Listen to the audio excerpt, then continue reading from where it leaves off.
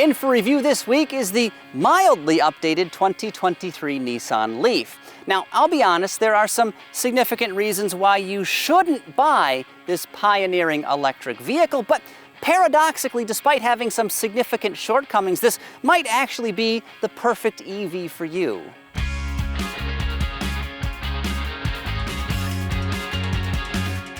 If you are hoping for groundbreaking technical innovation, sweeping design alterations, or massive interior upgrades, I have bad news. Not a lot has changed with the Leaf for 2023. The grille shape has been tweaked, and so has the front bumper molding. Those headlights now feature black inner finish as opposed to chrome. SV Plus models roll on new 17-inch wheels that have, at least to my eye, kind of a 1980s look. The Leaf's front and rear deflectors are now black instead of blue. The rear diffuser and spoiler have been modified. Inside, there's a fresh Nissan badge on the steering wheel and a new startup animation, and that's about it for changes.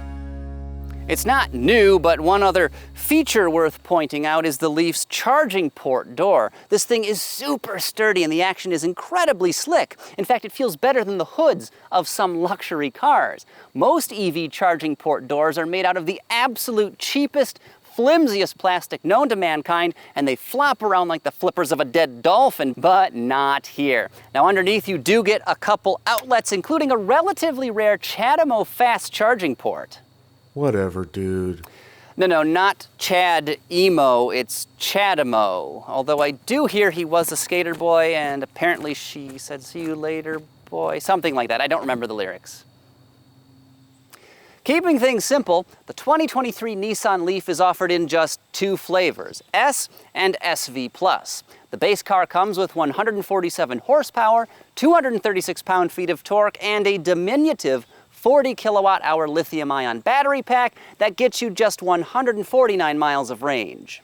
The SV Plus, which is what I am testing here, hits a little bit harder with 214 horses and 250 pounds of torque. Naturally, this Nissan is not going to outrun a Lucid Air, but the performance is a lot stronger than those numbers suggest.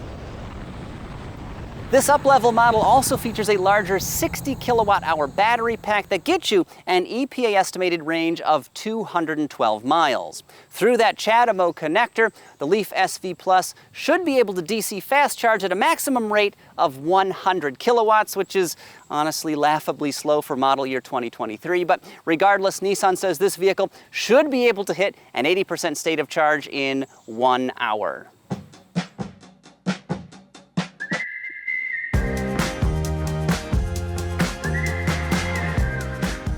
This vehicle is getting on in years, but the interior still holds up pretty well. Now, there are a couple unusual design choices, but everything is sturdy and the materials are a bit nicer than you would expect. I'm a stickler for seat comfort, and I've got to say, these front bucket chairs are wonderful. They are supple yet supportive, and they're a nice height above the floor, so it doesn't feel like you're sitting on the ground with your legs straight out in front of you. Unfortunately, the back seat is not quite as nice. It does have a decent amount of legroom, but for taller passengers, the headspace is a little bit lacking. One odd thing is the design of the Leaf's interior door panels. They've got hard plastic up top here. They've got the lower armrest that is barely, and I mean barely padded, and then there's this big swath in the middle that is nice, squishy, and soft, and I'm just like, why? I want the soft plastic here and here, not in the middle where my elbow literally never goes. When it comes to tech, we've got an 8-inch touchscreen right here on the dashboard that is very easy to both see and reach. Unfortunately, though, the infotainment system that lives in there is absolutely ancient, though it is intuitive enough and reasonably responsive. Additionally, this car comes standard with Apple CarPlay and Android Auto, though neither one of those smartphone mirroring systems can connect wirelessly, so make sure you bring a cable. SV Plus models come standard with an intelligent around view monitor, though unfortunately, the video feeds are grainier than a silo full of wheat. Not good. Still, it's probably better to have a low quality 360-degree camera system than to not have one at all.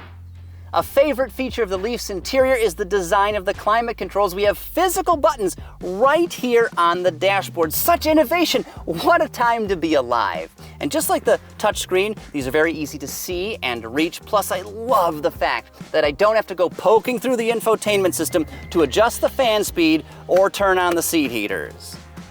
Every 2023 Leaf comes standard with Nissan Safety Shield 360, which includes a whole bunch of features I can never remember, so I'm just going to read off the script here. We've got automatic emergency braking, there's lane departure warning, blind spot monitoring, rear cross traffic alert, automatic high beams, and we've got also rear automatic braking. That's the one that always gets me. Who wrote this crap? Next, let's compare the Leaf to some other EVs, including base versions of the Chevy Bolt, Hyundai Kona Electric, and Mini Cooper SE Hardtop. As mentioned earlier, the base Leaf S has 147 horsepower, which doesn't compare very favorably to these rivals. The Bolt has an even 200 ponies in its underhood stable. The Kona is graced with 201, and even the Mini is more muscular with 181 horsepower. Range is another weakness of the base Leaf, which can only go 149 miles between charges. The Chevy is tops in this comparison, offering 259 miles of range. The Kona is basically the same, and the Mini is rated at just 114 miles on a charge. Pricing is one area where the Leaf S holds its own. Now, you don't get as much, but this vehicle is not as expensive as some competitors, checking out for just shy of 29 grand. The Chevy goes for around $26,500, the Hyundai is a few bucks more, and the Mini checks out for just about $35,000. All these figures, of course, include destination charges.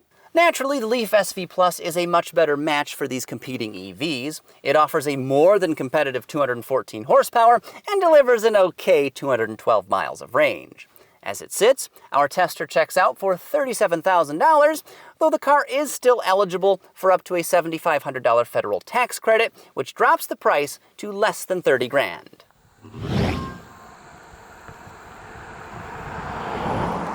As I alluded to earlier, nail the accelerator, and the Leaf moves with unexpected authority. This is a punchy little EV, despite its relatively low horsepower and torque figures. And I think EVs like the Tesla Model S Plaid, the GMC Hummer EV pickup, and new Lucid Air Sapphire have sort of conditioned us to expect just cosmic levels of performance from electric vehicles, but as the Leaf here proves, a little bit does go a very long way. One downside to immediate off-the-line scoot, of course, is torque steer, and the Leaf has plenty of it. You've got to fight the wheel to keep this car going in a straight line when you're really on the power. A one-pedal drive mode is offered, which you can access via a convenient hardware button right here on the center console. Now, this system works as advertised, maximizing energy recuperation and allowing the Leaf to roll itself to a stop. It's just too bad the brake pedal itself is very rubbery and vague. The Leaf steering is light and relatively quick, so it gives this car a nimble feel, although there is absolutely zero feedback from the front tires. I mean, not that I expected any. Like most modern vehicles, this EV steering is kind of like something in a video game. Making highway drives just a little bit easier is Nissan's excellent ProPilot Assist adaptive cruise control system with lane centering, which is standard on the Leaf SV Plus model. Now, this is not a hands-off system like Super Cruise or Blue Cruise, but it's still a huge help. ProPilot Assist, of course, adjusts the vehicle speed based on traffic conditions and keeps the vehicle locked in the middle of its lane, which greatly reduces your workload on long trips. Speaking of doing things, I'm about done with this video, so let's wrap things up. The Leaf's strong acceleration is a high point, as are its cushy front seats and available ProPilot Assist. Unfortunately, other aspects of this Nissan are not competitive with more modern EVs. The range is not great, DC fast charging isn't, and much of the tech, from the infotainment system to that 360-degree camera, is quite outdated. So, should you get a 2023 Nissan Leaf or avoid this car like that suspiciously friendly barista at your local coffee shop? His name is Daryl, and he wants everyone to know about his collection of pewter figurines. Anyway, to answer the question, it all depends on how you drive. This car is great for local, around-town use, but the Leaf would be very frustrating on longer trips because of the slow charging. Newer EVs have undeniable advantages, but this car is still well-built and pleasant enough to drive, so it is worth considering as long as you're aware of the shortcomings. Hey, thank you so much for watching. Give us a thumbs up and make sure you are subscribed to the EV Pulse YouTube channel. It helps us out so much. It keeps the lights on for all these hard-working folks. And we will bring you more great vehicle reviews like this one, plus charging challenge features, first look videos, and a whole lot more.